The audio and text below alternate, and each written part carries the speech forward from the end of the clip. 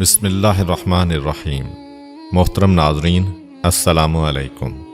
ایک مرتبہ حضرت عیسیٰ بن مریم علیہ السلام کسی پہاڑ کی چوٹی سے گزر رہے تھے۔ اس وقت ابلیس ان کے پاس آیا اور اس نے ان سے کہا، روح اللہ، یہ بتاؤ کیا تمہارا خدا اس بات پر قادر ہے کہ اگر تم اس چوٹی سے نیچے گرو تو وہ تمہیں بچا سکتا ہے؟ حضرت عیسیٰ علیہ السلام نے کہا، جی ہاں، میرے رب کو یہ قدرت حاصل ہے۔ ابلیس نے کہا، یہ بات حق ہے اور آپ اپنے اس دعویٰ میں سچے ہیں تو آپ اپنے آپ کو اس پہاڑ کی چوٹی سے گرا دیں، میں دیکھتا ہوں کہ آپ کا رب آپ کو مرنے سے کیسے بچاتا ہے۔ حضرت عیسیٰ علیہ السلام نے محسوس کیا کہ شیطان لعین انہیں ناجائز وسوسہ میں مبتلا کرنا چاہتا ہے۔ انہوں نے اس سے کہا، لعین، کیا تو چاہتا ہے کہ میں اپنے رب کی آزمائش کروں؟ یہ علیحدہ بات ہے کہ مجھے اس بات کا یقین ہے کہ میرا خدا میری حفاظت کرے گا۔ اللہ کا ہر فرمان برحق ہے اور ہمیں اس میں شک کرنے کی کوئی گنجائش نہیں ہے، لیکن میں خدا کی آزمائش نہیں کرتا۔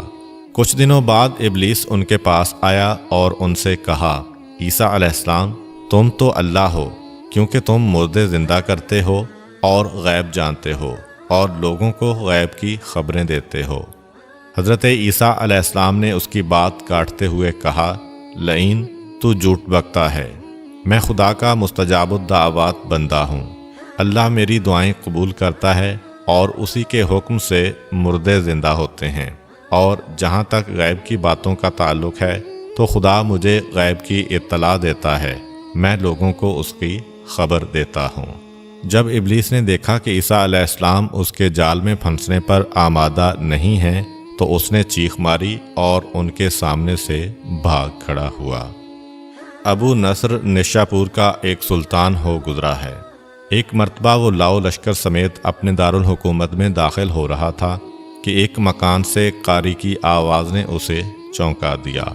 ابو نصر قرآن سننے کے لیے رک گیا۔ قاری نے دلسوز آواز میں سورہ آل عمران کی آیت نمبر 26 کی تلاوت کی، جس کا ترجمہ یہ ہے، آپ کہہ دیں کہ اے اللہ، تو ہی مالک الملک ہے، تو جسے چاہے سلطنت عطا کرے اور جس سے چاہے سلطنت چھین لے، اور جسے چاہے عزت دے اور جسے چاہے ذلت دے، تمام بھلائی تیرے ہاتھ میں ہے، بے شک تو ہر چیز پر قدرت رکھتا ہے۔ اس آیت مجیدہ نے سلطان کے دل پر گہرا اثر کیا۔ وہ یہ آیت سن کر کانپ اٹھا، گھوڑے سے اترا اور رکوع کیا، پھر سجدہ بجا لایا۔ کچھ عرصہ بعد اس قاری کی وفات ہو گئی۔ اس کے ایک دوست نے خواب میں قاری کو دیکھا کہ خدا نے اسے جنت میں عظیم مقام عطا کیا ہے۔ اس نے قاری سے پوچھا کہ تجھے یہ مقام کس وجہ سے نصیب ہوا ہے؟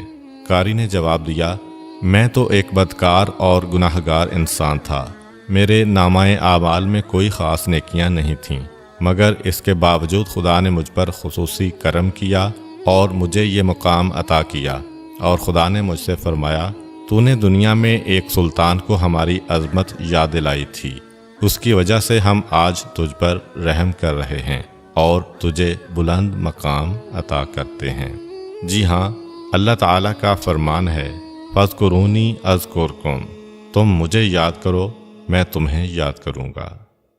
پرانے زمانہ میں انطاکیہ ایک بہت بڑا شہر تھا۔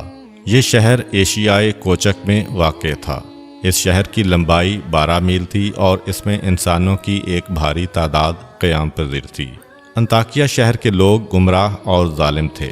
وہ ستاروں اور بتوں کی پوجا کرتے تھے۔ اللہ تعالیٰ نے ان کی رشد و ہدایت کے لیے ان کے پاس 2 نبی بھیجے۔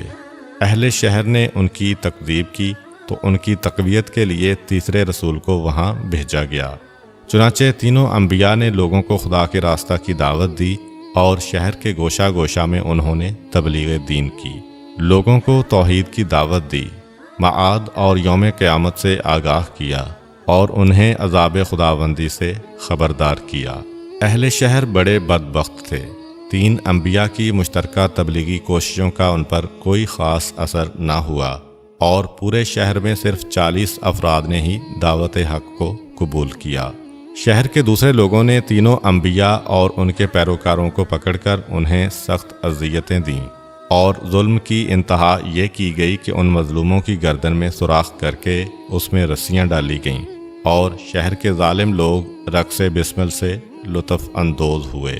اس شہر میں ایک مرد مومن رہتا تھا جس کا نام حبیب النجار تھا۔ وہ ان انبیاء پر ایمان لایا تھا، لیکن وہ اپنے ایمان کو مخفی رکھتا تھا۔ وہ شہر میں بڑھئی کا کام کرتا تھا۔ اسے جو مزدوری ملتی تھی وہ اس کو 2 حصوں میں تقسیم کرتا تھا۔ ایک حصہ اپنے اہل خانہ کو کھلاتا تھا اور دوسرا حصہ غرباء و مساکین میں تقسیم کرتا تھا۔ جب حبیب النجار کو اس ظلم کا پتہ چلا تو انہوں نے اپنی قوم کو تبلیغ کرتے ہوئے کہا، اے میری قوم، ان رسولوں کی پیروی کرو، ان کی اتباع کرو جو تم سے کوئی اجر نہیں مانگتے اور وہ راہ راست پر ہیں، اور میں کیوں نہ اس ذات کی بندگی کروں جس نے مجھے پیدا کیا ہے اور جس کی طرف تم سب کو پلٹ کر جانا ہے۔ کیا میں اس ذات کے علاوہ کسی کو معبود بناؤں؟ جبکہ اگر خدائے رحمان مجھے ضرر پہنچانے کا ارادہ کر لے تو ان کی شفاعت مجھے کوئی فائدہ نہیں دے سکتی اور نہ وہ مجھے چھڑا سکتے ہیں۔ تب تو میں صریح گمراہی میں مبتلا ہو جاؤں گا۔ میں تو تمہارے پروردگار پر ایمان لے آیا ہوں، لہٰذا میری بات سن لو۔ کیا میں اسے چھوڑ کر دوسرے معبود بنا لوں؟ حالانکہ اگر خدائے رحمان مجھے کوئی نقصان پہنچانا چاہے تو نہ ان کی شفاعت میرے کسی کام آ سکتی ہے اور نہ وہ مجھے چھڑا ہی سکتے ہیں۔ اگر میں ایسا کروں تو میں واضح گمراہی میں مبتلا ہو جاؤں گا۔ میں تمہارے رب پر ایمان لے آیا، تم بھی میری بات مان لو۔ لیکن ظالم لوگوں نے ان کی بات پر کان نہ دھرے اور ان کی نصیحت سن کر خواب غفلت سے بیدار نہ ہوئے، بلکہ ظالم درندے یکدم اس پر ٹوٹ پڑے اور بیچارے کو اتنا مارا کہ اس کی آنتیں باہر نکل آئیں۔ پھر اس کا گلا دبا کر قتل کر دیا اور لاشا کو ایک کنویں میں ڈال کر اس میں مٹی ڈال دی گئی اور وہ کنواں اس کا مدفن بن گیا۔ بعض روایات کے مطابق ظالموں نے اسے پکڑ کر آری سے 2 حصوں میں تقسیم کیا تھا۔ ایک اور روایت میں مذکور ہے کہ لوگوں نے اس کی گردن میں سوراخ کیا اور اس میں رسی ڈالی اور پھر اسے صلیب پر چڑھا دیا، جہاں اس کی موت واقع ہوئی۔ حبیب النجار کو موت سے قبل انبیاء دکھائی دیے تو اس نے یہ آخری الفاظ کہے، میں تمہارے رب پر ایمان لایا ہوں، میرے گواہ رہنا۔ اس کے بعد اس کی روح قفص عنصری سے پرواز کر گئی۔ اللہ تعالیٰ نے اس کی قربانی کو قبول کیا اور اسے عظیم ثواب دیا۔ اس کی روح جیسے ہی جسم سے جدا ہوئی تو اسے جنت بھیج دیا گیا، جیسا کہ قرآن مجید بیان کرتا ہے۔ حبیب النجار کو نیک انجام مبارک ہو۔